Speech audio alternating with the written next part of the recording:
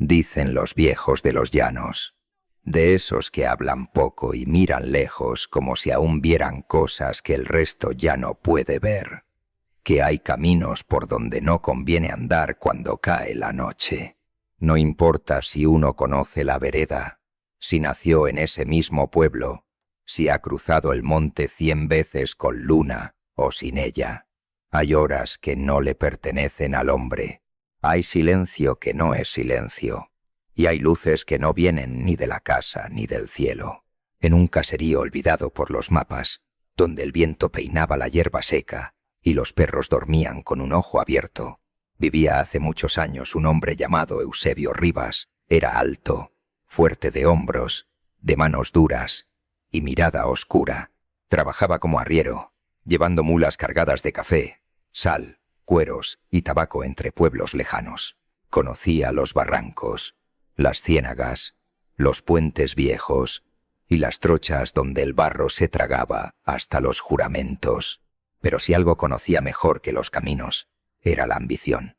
Eusebio no era pobre de nacimiento, aunque tampoco rico. Había heredado de su padre una casita de bahareque, 2 bestias flacas y un pedazo de tierra donde a veces crecía maíz y a veces solo crecían piedras. Con eso habría podido vivir sin grandes lujos, como vivía casi todo el mundo por aquellos lados. Pero él no quería una vida tranquila. No, él quería tener más que los demás. Quería que lo miraran con respeto, que se quitaran el sombrero cuando pasara, que las muchachas suspiraran al verlo llegar y que los hombres bajaran la vista. Quería plata, quería tierras, quería poder y lo quería pronto. Su mujer, Jacinta, era una mujer callada, de ojos cansados y corazón paciente. No era débil, aunque a muchos se lo pareciera. Había aprendido desde niña que hay personas con las que no sirve pelear porque tienen la ira metida en la sangre como otros tienen fiebre. Jacinta veía en su marido una oscuridad que no había estado ahí al principio. Cuando eran novios, Eusebio todavía sabía reír. Le llevaba flores torcidas, silbaba mientras trabajaba y le prometía una vida mejor. Pero la pobreza, o tal vez la envidia, o tal vez algo peor que ninguna de las dos, le fue endureciendo el alma. Y cuanto más soñaba con hacerse rico, más cruel se volvía con quien tuviera cerca. Tuvieron una hija, una sola, llamada Inés. La niña salió distinta a su padre. Donde él tenía aspereza, ella tenía ternura. Donde él tenía codicia, ella tenía curiosidad.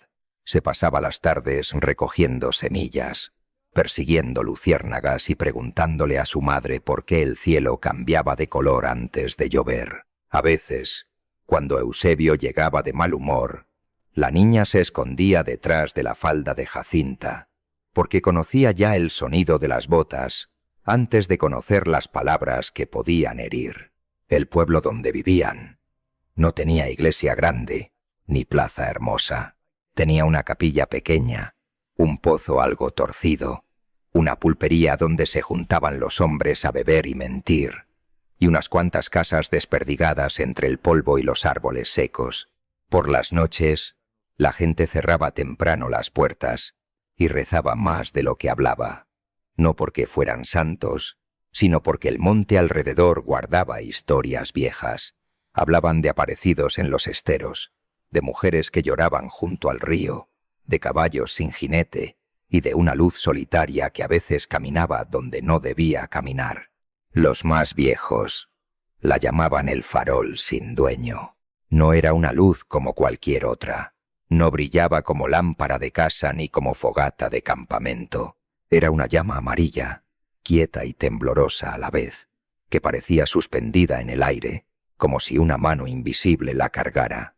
Unas noches se veía a lo lejos, cruzando un potrero vacío. Otras aparecía entre los troncos, quieta, esperando.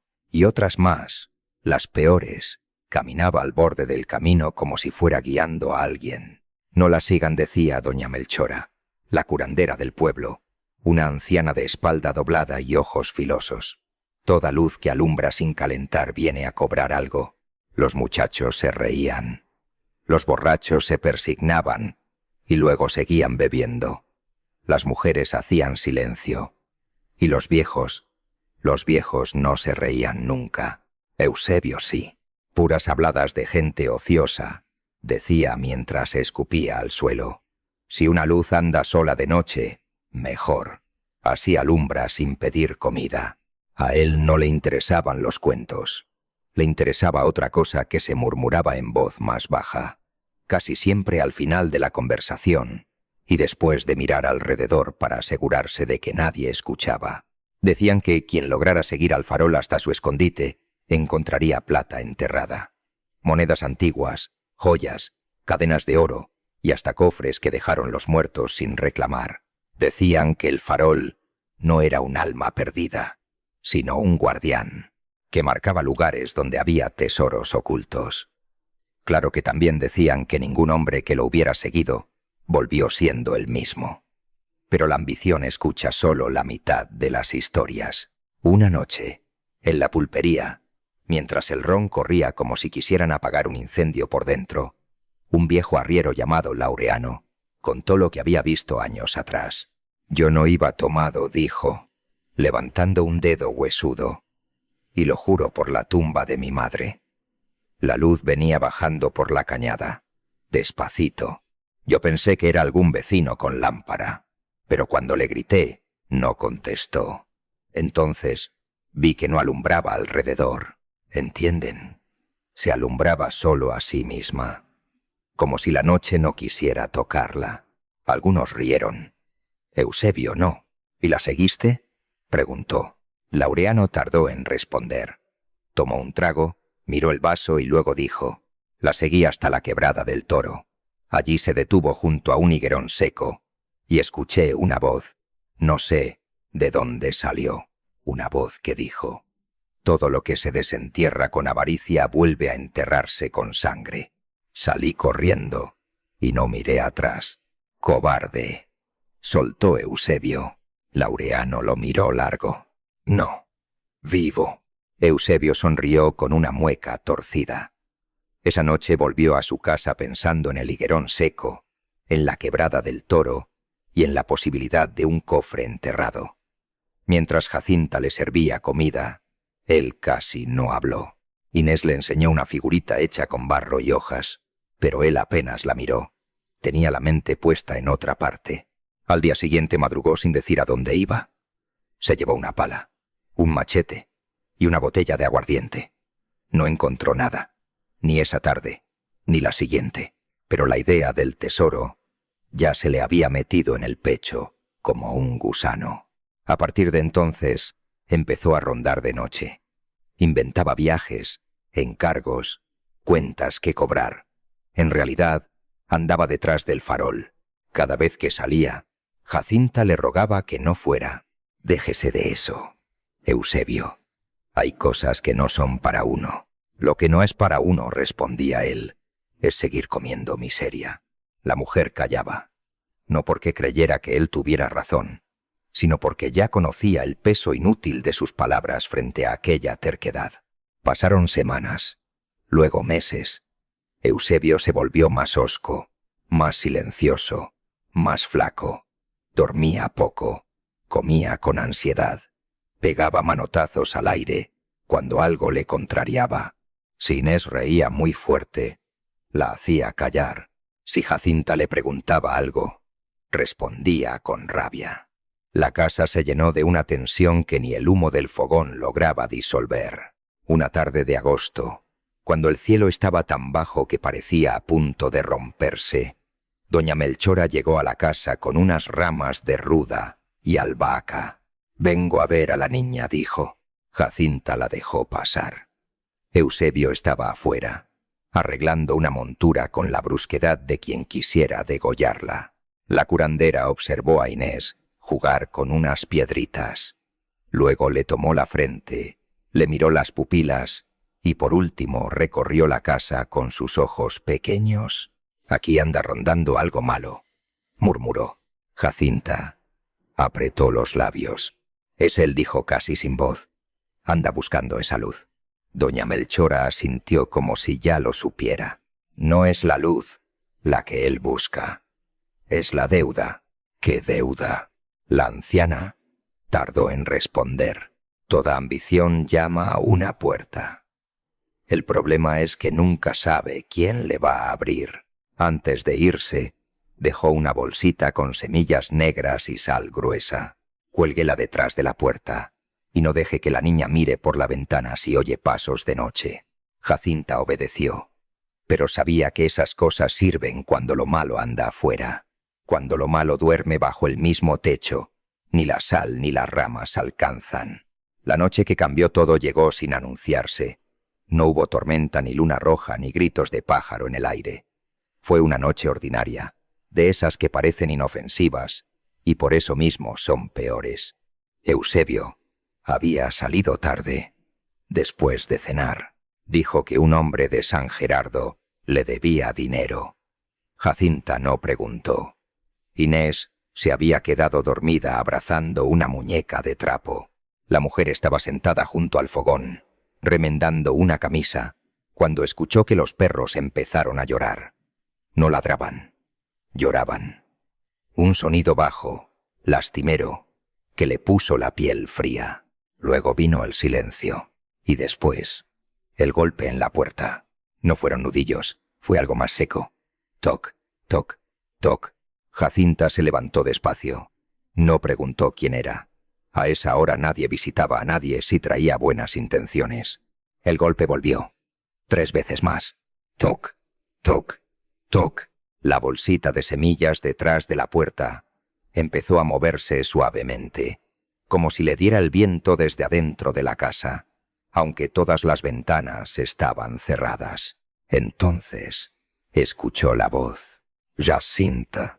Era la voz de Eusebio, o al menos sonaba como la suya, pero tenía algo raro, algo hueco, como si hablara con la boca llena de tierra. «Ábrame». La mujer sintió que las piernas se le volvían agua. Miró hacia el rincón donde dormía Inés. La niña seguía inmóvil. Otro golpe. «Jacinta». «Ábrame». «Mujer». Ella acercó la mano al pasador, pero antes de tocarlo recordó el consejo de la anciana. «No abra si oye pasos. No deje que la niña mire». Trató de responder y al principio no le salió la voz. «¿Dónde estuvo?», preguntó al fin. Hubo un silencio corto. Luego la respuesta. «Trabajando». Era una respuesta sencilla, demasiado sencilla. Eusebio siempre contestaba con fastidio, con una maldición, con un «¿qué le importa?». Nunca así, nunca tan llano. Jacinta retrocedió. «Rece un Padre Nuestro», dijo de pronto, sin saber por qué. Del otro lado no hubo respuesta. «Rece», repitió ella con más fuerza. Entonces la voz cambió. Se volvió seca, áspera, atravesada por una rabia que no sonaba humana. «Abra», le digo. Y en ese instante se vio, por la rendija del marco, una luz amarilla, no la luz de una lámpara común. No, era esa claridad enferma y sola de la que hablaban los viejos. Una luz quieta, clavada a la oscuridad, como el ojo de algo que no necesitaba párpados. Jacinta se llevó la mano a la boca para no gritar. Dio 2 pasos atrás. La luz se quedó un momento frente a la puerta, inmóvil. Luego empezó a alejarse, despacio. Y mientras se iba, una voz lejana, o tal vez muy cercana, susurró. Ya sabe dónde encontrarlo. Al amanecer, Eusebio no había regresado, tampoco al mediodía, ni al caer la tarde. Los hombres del pueblo salieron a buscarlo después de que Jacinta, vencida por el miedo, contó lo ocurrido. Laureano, el viejo arriero, quiso negar con la cabeza, antes incluso de empezar. «No conviene», dijo. «Si se fue con esa luz, mejor dejar lo que quiera llevarse». Pero al final fueron. Porque una cosa es temerle a lo desconocido, y otra dejar abandonado a un hombre del pueblo sin siquiera intentarlo. Lo hallaron cerca de la Quebrada del Toro, junto al higuerón seco del que hablaba Laureano. Estaba vivo, pero apenas. Lo encontraron de rodillas, hundiendo las manos en la tierra como un animal que quisiera volver al vientre. Tenía las uñas rotas, los labios partidos y los ojos tan abiertos que parecía no haber parpadeado en horas. A su lado había un hoyo poco profundo. Dentro no había oro ni joyas, solo un farol viejo, oxidado, ennegrecido por el tiempo, con el vidrio astillado y la mecha consumida. Cuando Laureano intentó tocarlo, Eusebio lanzó un alarido. «¡No lo apaguen!», gritó, aunque el farol ni siquiera estaba encendido. «¡No lo apaguen, que me deja solo!». Tuvieron que amarrarlo para llevarlo de regreso. Desde ese día ya no volvió a ser el mismo. A veces se quedaba horas mirando un rincón, como si alguien estuviera parado allí. Otras se echaba a reír sin motivo. En la madrugada salía descalzo al patio y se ponía a cavar con las manos. Inés le tenía pánico. Jacinta apenas dormía. Y lo peor de todo era que, algunas noches, cuando el viento venía del lado de la quebrada, se veía una luz amarilla detenerse frente a la casa y quedarse quieta, sin entrar, como esperando su momento. Doña Melchora vino una vez más. Examinó a Eusebio y se persignó. «No está enfermo del cuerpo», dijo. «Está señalado». «¿Se puede curar?», preguntó Jacinta. La anciana miró al hombre, que en ese momento rascaba el piso con las uñas, mientras murmuraba palabras incomprensibles. «¿Curarse? No sé. Pero todavía puede pagar». «¿Pagar qué?». «Lo que prometió esa noche». Jacinta frunció el ceño. «Él no me contó nada. No hace falta contarlo para deberlo». Pasaron los días, y Eusebio empeoró. A veces despertaba gritando que alguien venía por él con un farol en la mano. Decía que lo llamaban desde la puerta, desde el pozo, desde debajo de la tierra. Juraba escuchar monedas caer dentro de las paredes. Otras veces se quedaba tranquilo, casi manso, y entonces pedía ver a su hija, pero Inés no quería acercarse. Una tarde, cuando la niña estaba sola en el patio persiguiendo una mariposa blanca, él la llamó con una voz suave que la confundió. «Inésita, venga acá». La niña lo miró desde lejos.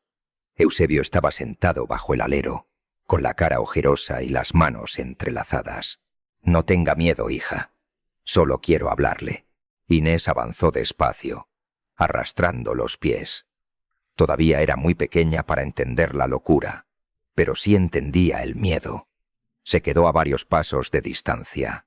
«Acérquese un poquito». «No». Él sonrió, pero esa sonrisa no parecía suya. «¿Usted ve esa lucecita?», preguntó señalando el campo. La niña miró. No vio nada. «No, yo sí. Me sigue, día y noche. Está ahí, la ve, esperando. Dice que si usted la toca, se va». Inés retrocedió. «No quiero». «Venga, pues. Venga y me ayuda». Jacinta salió justo en ese momento, y al escuchar eso, sintió un frío mortal. «Aléjese de la niña», gritó. Eusebio levantó la cabeza con lentitud. Durante un segundo pareció no reconocerla. Luego su rostro cambió. Se llenó de una furia vieja y negra. «Todo esto es culpa suya», dijo entre dientes. «Usted me trajo la mala suerte». Y se levantó de golpe. Jacinta alcanzó a correr hacia Inés, la cargó y se encerró en la casa mientras él golpeaba la puerta como una bestia. Gritaba maldiciones, lloraba, suplicaba, reía, todo al mismo tiempo. Los vecinos vinieron corriendo. Entre varios, lo sujetaron y lo amarraron a un horcón del corredor hasta que cayó agotado. Esa noche llovió, no una lluvia fuerte, sino una lluvia fina, persistente, como si el cielo estuviera rezando por algo que ya no tenía remedio. Al amanecer, Eusebio había desaparecido. Las sogas seguían atadas. El nudo estaba intacto, pero él no estaba. En el barro del corredor había huellas mojadas que iban hacia el campo. Junto a ellas, pequeñas gotas negras, espesas, como si hubiera goteado aceite o sombra. Los hombres no quisieron seguirlas, ni Laureano, ni los otros. Solo doña Melchora se agachó a verlas y murmuró: «Ya lo sacaron a cobrar». Durante 3 días no se supo nada. En la casa, Jacinta no encendía lámpara después del anochecer. Inés dormía pegada a su madre, y cada vez que el viento soplaba entre las rendijas, parecía traer un sonido lejano de vidrio golpeando contra metal. En la madrugada del 4.º día, cuando el pueblo entero dormía con ese sueño pesado que da el cansancio, una mula llegó sola a la plaza. Venía sudada, con los ojos blancos de terror, la silla torcida y una cuerda arrastrando. Era una de las mulas de Eusebio. Amarrado al arzón, traía algo envuelto en costal. No quiso nadie acercarse al principio. Fue Laureano, porque los viejos tienen a veces el valor que da haber perdido ya demasiadas cosas. Desató el costal con manos temblorosas.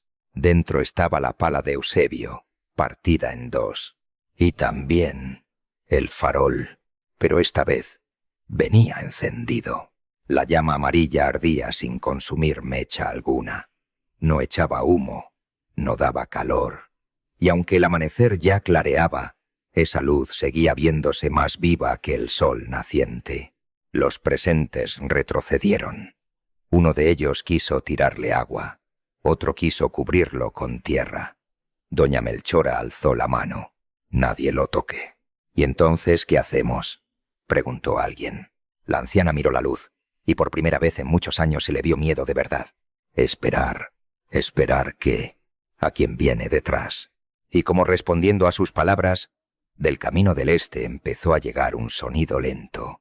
Clenk, clenk, clenk, como vidrio contra metal, como una lámpara colgando de una mano que ya no estaba viva.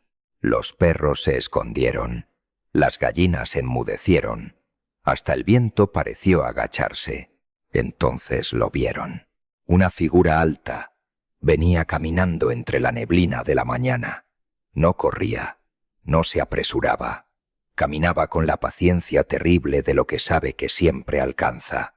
Llevaba un sombrero viejo, la ropa hecha jirones, y en la mano derecha una vara de la que colgaba un farol invisible, porque el que alumbraba estaba ya en medio de la plaza. Sin embargo, cada vez que avanzaba se escuchaba ese golpeteo de vidrio. Clenk, clenk, clenk. Cuando estuvo lo bastante cerca, Jacinta soltó un gemido ahogado. Era Eusebio, pero no era Eusebio. El rostro lo tenía hundido, ceniciento, estirado como cuero al sol. Los labios resecos dejaban ver unos dientes demasiado blancos. Los ojos no parecían ojos humanos. Brillaban opacos, como 2 brasas cubiertas de ceniza, y la mano con que sostenía la vara no era del todo mano, sino algo largo y oscuro, con los dedos rígidos como ganchos. Se detuvo junto al farol encendido del suelo. Miró a todos. Nadie se movió. Luego habló, y su voz sonó como la de un hombre que lleva mucho tiempo tragando tierra. «Todavía debo». Nadie respondió. «Todavía falta una luz». Doña Melchora avanzó un paso, apretando un rosario entre los dedos. «Ya pagó bastante, Eusebio». La figura ladeó la cabeza. «No me llame así». «Entonces dígame qué es». El hombre del farol sonrió lentamente, con una tristeza tan oscura que hizo que varios se persignaran al mismo tiempo. «Soy el que camina para que otros no vuelvan. Soy el que alumbra donde se enterró la codicia. Soy la mano que guía al ambicioso hasta su deuda». Levantó la vara, aunque de ella no colgaba nada visible. «Y todavía me falta una luz». Al decir eso, sus ojos se desviaron hacia la casa de Jacinta. La mujer abrazó a Inés con tal fuerza que la niña empezó a llorar. Doña Melchora entendió de inmediato. No dijo con firmeza: «La niña no le pertenece». El hombre del farol dio un paso, y la llama amarilla del farol que estaba en la plaza se alzó sola unos centímetros del suelo. Entonces comenzó el griterío. Pero esa no fue la peor mañana que conoció aquel pueblo. La peor vino después. Cuentan que desde el primer día en que apareció en la plaza, El hombre del farol dejó de ser solo una desgracia de la familia Rivas y se convirtió en una amenaza para todo el pueblo, porque el mal, cuando no se corta a tiempo, aprende el camino de las casas vecinas. Aquella mañana nadie supo qué hacer. Algunos corrieron a encerrarse, otros quisieron buscar al cura del pueblo grande, aunque quedaba a mediodía de distancia. Unos pocos hombres, llevados por el miedo o por el orgullo, levantaron machetes y palos, convencidos de que cualquier cosa con forma humana podía caer bajo un buen golpe. Esos fueron los primeros en aprender lo contrario.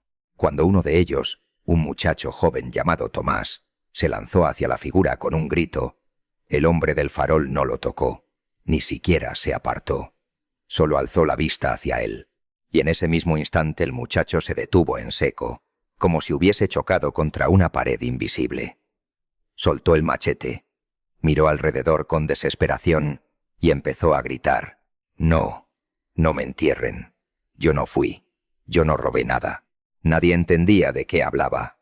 Tomás había sido un muchacho tranquilo, algo fanfarrón, sí, pero no malo. Sin embargo, cayó de rodillas, se llevó las manos al cuello y siguió pataleando como si una soga invisible lo estuviera apretando. Murió allí mismo, en la plaza, con los ojos desencajados y la lengua afuera, mientras el hombre del farol permanecía inmóvil, mirándolo sin compasión. Doña Melchora se persignó. «No lo maten», susurró. «Los hace morirse con lo que traen escondido». Desde entonces, nadie volvió a enfrentarlo de frente. La figura se movía sin prisa, y sin embargo podía aparecer en cualquier parte antes de que uno terminara de cerrar una ventana. A veces se le veía al atardecer junto al pozo. Otras noches, caminaba por el cementerio, con aquella luz amarilla flotando a la altura del pecho. Había quienes juraban que no tocaba el suelo, que sus pasos no eran pasos sino el arrastre de una sombra, pero otros decían haber visto huellas negras donde él pasaba, huellas húmedas que olían a hierro viejo y barro recién abierto. Lo cierto es que cada vez que aparecía, alguien terminaba mal. No siempre moría. A veces era peor. A don Anselmo, por ejemplo, lo encontraron una madrugada cavando desesperado bajo su propia cama. Tenía las manos hechas trizas y repetía que allí abajo lloraba un niño. A la viuda Rosalba la hallaron en el gallinero abrazada a un farol apagado, diciendo que una mujer sin cara le pedía fuego para ver a su hijo. Y a Laureano, el viejo arriero que años atrás había advertido sobre la quebrada del Toro, lo vieron una noche caminando dormido hacia el monte, detrás de una lucecita amarilla que se deslizaba entre los pastos, como si supiera exactamente a dónde llevarlo. Tuvieron que sujetarlo entre 3 hombres. Al despertar, lloró. «Me estaba mostrando a todos los que dejé botados en el camino», dijo. «A los heridos, a los endeudados, a los que engañé con el peso del café. Todos estaban ahí. Todos querían que los alumbrara». Esa era la cosa con el hombre del farol. No venía a inventar culpas, venía a encender las que ya existían. En el pueblo empezó a decirse que no atacaba a cualquiera, igual que otras ánimas de las viejas historias. Parecía buscar a quienes llevaban algo podrido por dentro. Un abuso callado, una traición, una codicia, un abandono. La luz no perseguía la pobreza ni el miedo, perseguía la deuda moral. Y cuando se detenía ante una casa, los vecinos sabían que adentro dormía alguien con cuentas sin saldar. Pero eso no tranquilizaba a nadie, porque en los pueblos pequeños, donde todos se conocen, nadie es tan inocente como aparenta. Un hombre puede rezar de rodillas y aún así haber despojado a un hermano. Una mujer puede dar limosna y a la vez guardar odio durante años.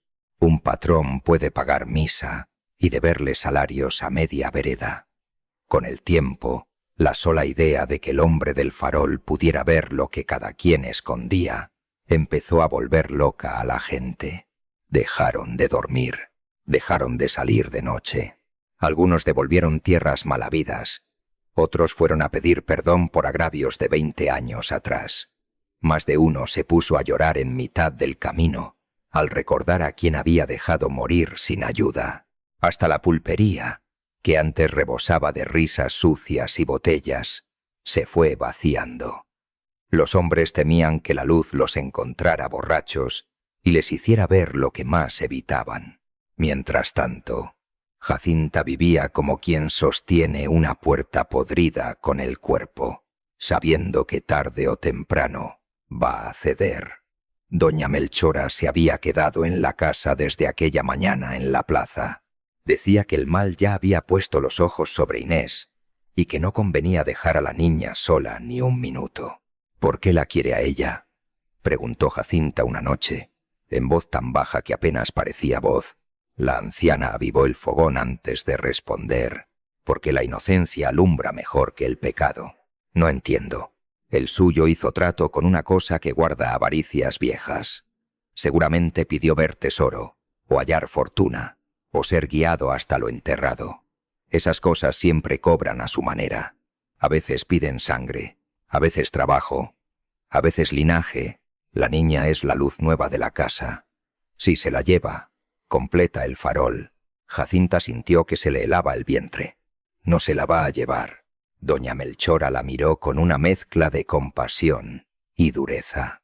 «Entonces tendrá que pelear como pelean las madres, que no tienen ya más nada que perder». Comenzaron a preparar defensas. Pusieron cruces de palma bendita sobre las ventanas, sal en las esquinas, ruda detrás de los retratos y un círculo de ceniza alrededor de la cama de Inés. La niña, que no entendía del todo lo que pasaba, obedecía en silencio. Solo hacía una pregunta una y otra vez. «¿Papá está enfermo?». Nadie le respondía directamente. «Rece, mi amor», decía Jacinta, «y no mire nunca la luz si la ve». Pero los niños sienten lo que los adultos intentan esconder. Inés se fue apagando poco a poco. Ya no perseguía mariposas, ya no inventaba muñecas de barro. Hablaba dormida. A veces despertaba diciendo que un señor con sombrero estaba en la ventana, sosteniendo una luciérnaga dentro de un vidrio. Otras veces decía que escuchaba a su padre llamarla desde debajo del patio. Una madrugada, Jacinta abrió los ojos de golpe porque sintió frío en la cara. La puerta de la casa estaba entreabierta. El corazón se le disparó. Se incorporó de inmediato. Doña Melchora dormía sentada en una silla, vencida por el cansancio. El fogón estaba casi apagado, y la cama de Inés, vacía.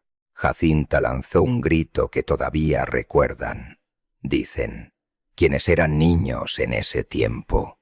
No fue un grito humano, sino el sonido de algo al que le arrancan el alma a tirones.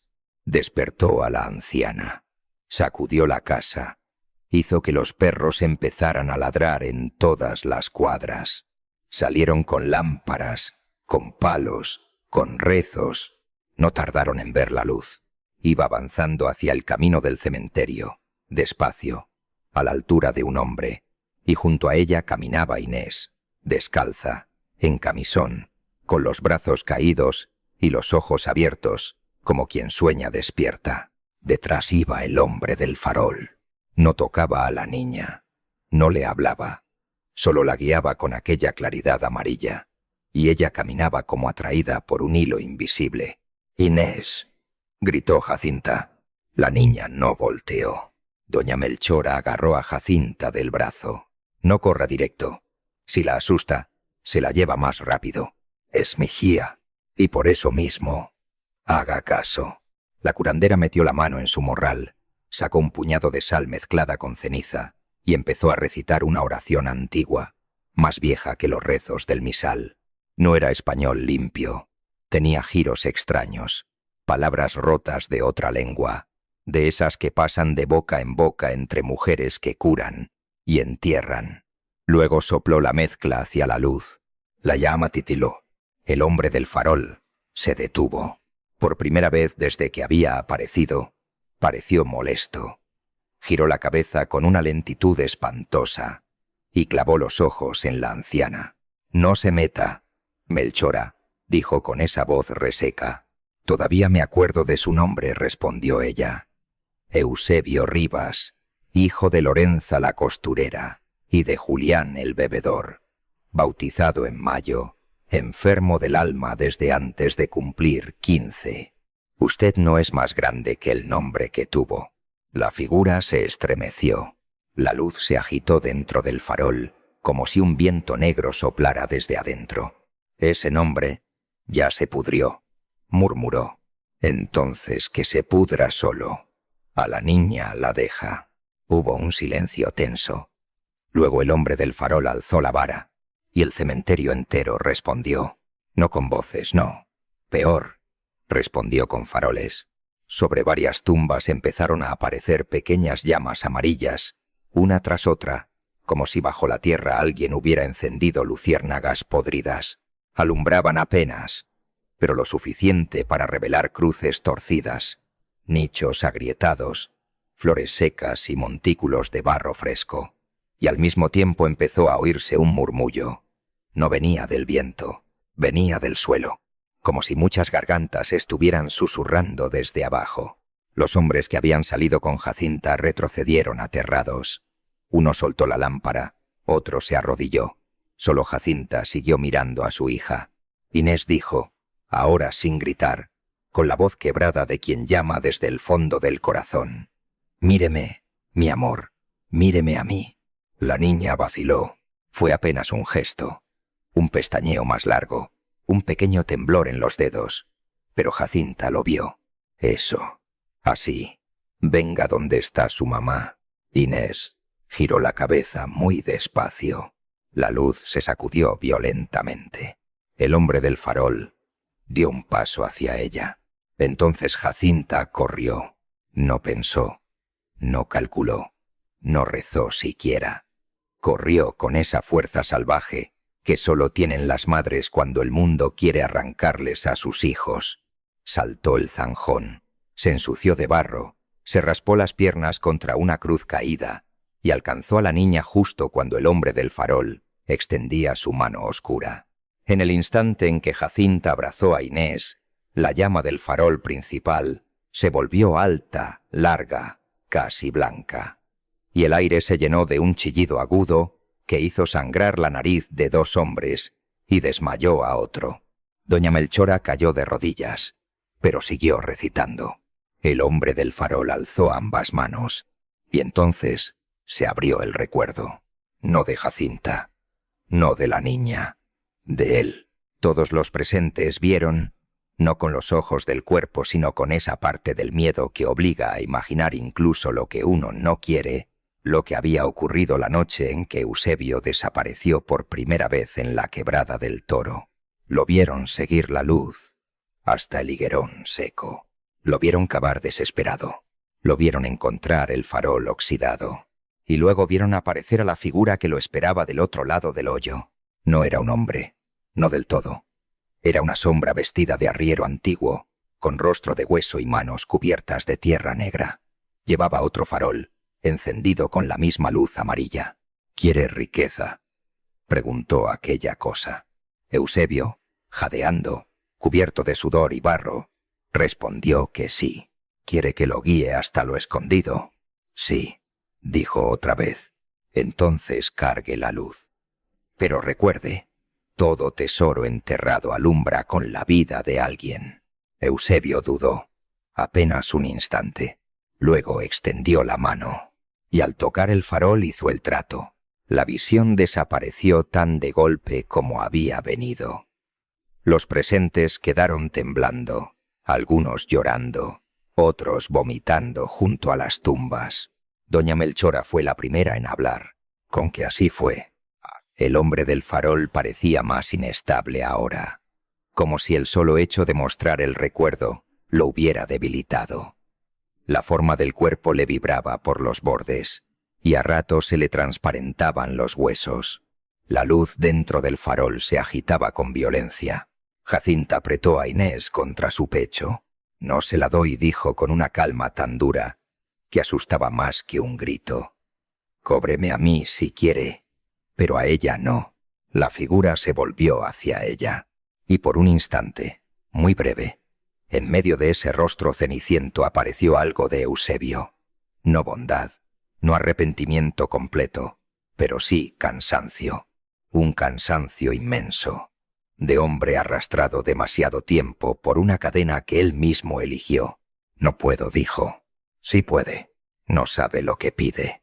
Sí sé. Pido lo único que me queda. Hubo otro silencio. Las llamitas del cementerio parpadearon. Los murmullos bajo tierra cesaron poco a poco, como si incluso los muertos estuvieran escuchando. Entonces doña Melchora comprendió algo. No quiere a la niña solo por la deuda, murmuró. La quiere porque reemplaza. Todos la miraron. La anciana señaló el farol. Él no está vivo ni muerto. Está sosteniendo la luz hasta que otra alma más limpia aguante el fuego. Por eso la busca a ella. El hombre del farol no negó nada. Si no se reemplaza, continuó la curandera, la cosa que lo convirtió en guardián vendrá por el pueblo entero. Necesita alguien que cargue la luz, pero no necesariamente la niña. Los ojos opacos del aparecido se clavaron en ella. Cállese. Entonces, sí, entendí. Doña Melchora se puso de pie con esfuerzo. Escúcheme bien, Eusebio Rivas.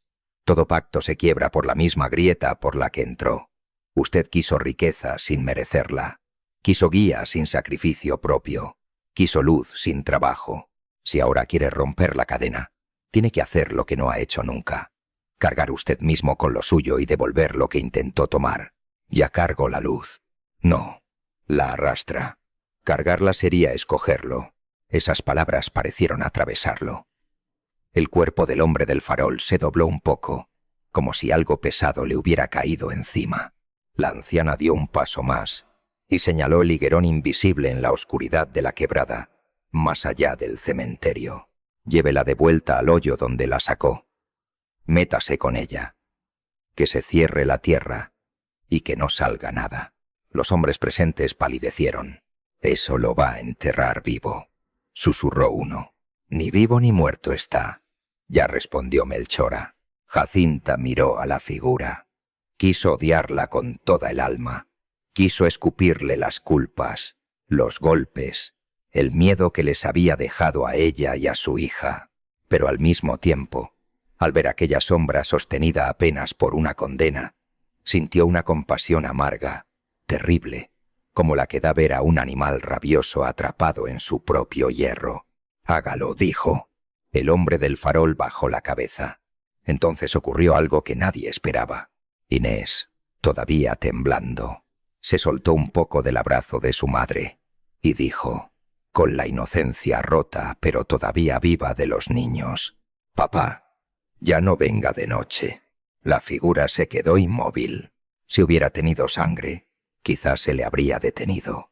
Si hubiera tenido lágrimas, quizá habría llorado. Lo único que hizo fue levantar el rostro, mirar a la niña una última vez y llevarse lentamente la mano al pecho, como quien recuerda demasiado tarde que una vez tuvo corazón. Luego tomó el farol, no el invisible de la vara, el que estaba encendido de verdad, ardiendo con esa llama enferma. En cuanto lo sostuvo con ambas manos, la luz estalló hacia arriba y dibujó por un instante una columna amarilla que iluminó todo el cementerio, el pueblo, el camino y hasta la quebrada a lo lejos. Todos vieron entonces, con claridad brutal, cientos de pequeñas luces dispersas en el monte. No eran estrellas ni luciérnagas, eran otros faroles, otros pactos, otras deudas, luces enterradas esperando quien las sacara. Y luego todo volvió a la oscuridad. El hombre del farol echó a andar hacia la quebrada del Toro. Nadie lo siguió al principio, pero Jacinta sí, y detrás de ella doña Melchora, y detrás los demás, porque algunas cosas hay que verlas para creer que terminaron. Llegaron al higuerón seco cuando la noche estaba en su punto más negro. El árbol parecía una mano quemada saliendo de la tierra. La figura se detuvo junto al hoyo antiguo, que ahora estaba abierto de nuevo, como si alguien lo hubiera estado esperando desde abajo. «Aquí empezó», dijo. Doña Melchora asintió. «Aquí termina. Eusebio, porque en ese instante volvía a aparecer Eusebio más que nunca, miró una vez a su mujer y a su hija. En esa mirada hubo vergüenza, cansancio y algo parecido al amor, aunque ya muy tarde para remediar nada. Jacinta. Ella no respondió. No supe vivir. Fue lo único que dijo. Después, bajó al hoyo con el farol entre las manos. La tierra empezó a temblar apenas tocó el fondo. Del agujero salió un aire hediondo, viejo, como de tumbas abiertas tras años de lluvia. Las raíces del higuerón se retorcieron. Se oyó un murmullo. Luego muchos. Luego un clamor profundo que parecía venir de debajo del mundo. Doña Melchora empezó a rezar. Los demás la imitaron. La llama amarilla creció dentro del hoyo, primero como fogata, luego como horno, luego como si el mismísimo subsuelo se hubiera encendido. Pero no quemaba árboles, ni ropa, ni piel. Quemaba otra cosa. Quemaba promesas torcidas, voluntades podridas, ansias de riqueza fácil. Quemaba la avaricia con que Eusebio había abierto esa puerta. La tierra comenzó a cerrarse. Aún no gritó, no pidió ayuda, no maldijo. Solo sostuvo el farol hasta el último instante, mientras el barro subía alrededor de sus piernas, su pecho, su cuello. Y cuando la tierra ya le llegaba a la boca, levantó la luz por encima de la cabeza, como si quisiera que nadie olvidara lo que estaba enterrando. Después desapareció. El hoyo se cerró con un golpe seco, y todo quedó en silencio. Ninguna llama volvió a verse allí esa noche. Ningún murmullo salió de la tierra. Solo el viento, otra vez el viejo viento del llano, pasó entre los pastos como si nada hubiera ocurrido. Muchos pensaron que todo había terminado. Y en parte, era cierto. El hombre del farol no volvió a caminar por la plaza ni por el cementerio. Las casas dejaron de ver aquella luz detenida en las ventanas. Los perros volvieron a dormir sin gemir. Los hombres regresaron, poco a poco, a la pulpería. Los niños volvieron a correr detrás de las gallinas. Y aunque el miedo tardó en irse, la vida tuvo la terquedad de seguir. Pero no todo quedó igual. Tomás siguió muerto. Laureano nunca dejó de despertarse sobresaltado. La viuda Rosalba no volvió a encender una lámpara sola. Y varios en el pueblo cambiaron costumbres que llevaban años sin cuestionarse. Algunos devolvieron lo que habían robado. Otros reconciliaron deudas viejas. No por bondad repentina, sino porque después de ver aquello nadie quiso averiguar si en el monte seguían enterrados otros faroles esperando manos ambiciosas. Jacinta vendió una de las mulas, dejó la casa donde todo había ocurrido y se fue a vivir un poco más lejos, cerca del río, en una tierra humilde, pero menos cargada. Inés creció. Nunca habló demasiado de su padre, solo cuando ya era muchacha. En una tarde en que el cielo estaba amarillo antes de llover, le preguntó a su madre si de verdad lo había querido. Jacinta tardó mucho en responder. Lo quise cuando todavía no se había perdido, dijo al fin. ¿Y después? La mujer miró el río. Después quise salvar lo que él podía destruir. Inés no preguntó más. Los años pasaron. Murieron unos, nacieron otros, y la historia empezó a hacerse leyenda, como pasa con todas las desgracias cuando el tiempo les lima los bordes, y les deja solo lo suficiente para asustar a los niños o advertir a los necios. Los viejos la contaban en voz baja, sentados en los corredores, mientras el café humeaba y los insectos golpeaban la noche.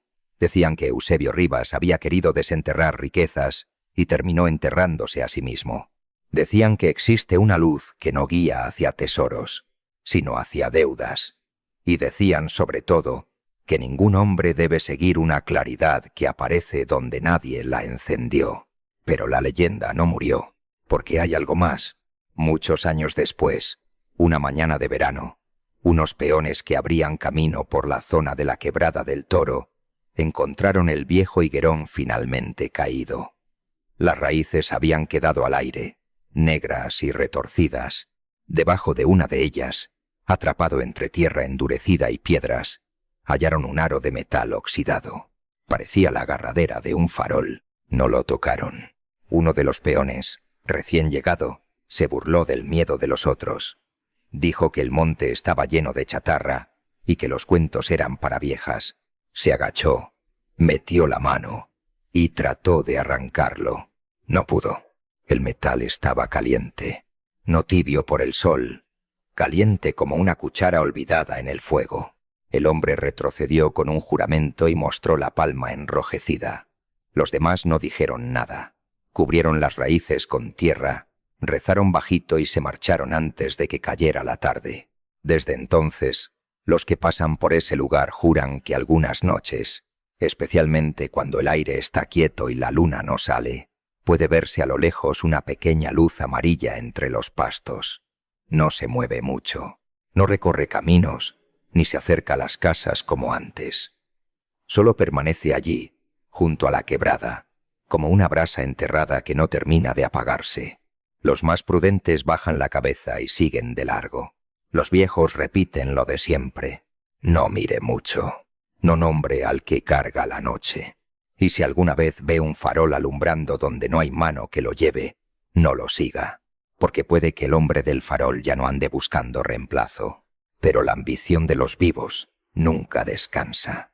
Y hay puertas que la noche vuelve a abrir en cuanto escucha a alguien pedir riqueza más rápido de lo que merece. Así que, si alguna vez le toca cruzar un camino solo y ve delante de usted una lucecita amarilla temblando en la oscuridad, una luz que no da calor, una luz que parece esperarlo, no la lame, no lo hable, y por lo que más quiera en este mundo, no la siga.